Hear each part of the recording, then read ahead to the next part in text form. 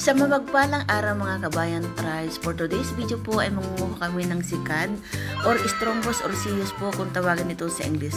Family po ito ng mollusks. Kasama ko nga po pala dito ang aking dalawang sister cat. Ayan po. Paalang po ang pinangunguha nila dito kasi medyo malalim po. Ayan. At dito naman po sa kabilang side, makikita nyo. Ayan. Marami po dito nagpipishing. Malapit lang po ito sa Pangpang. Ito po. Ayan po. Maraming building.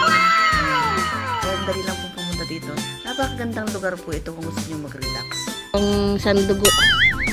Mga mangyan. Galing po silang Mirayan. Yan po. Oh. Nagakuha po sila ng crab. Crab at saka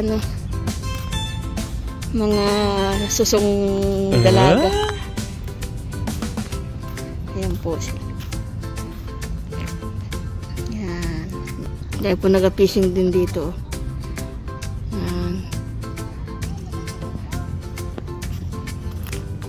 Yan. Nanguhuli po sila ng sikad.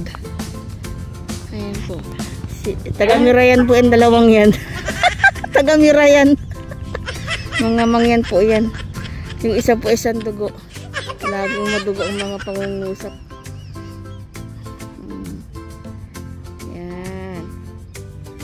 Yan po yung anak ng sandugo, kabilang side. At si asawa naman po, di ba kataw yung isa. Wala, andar po.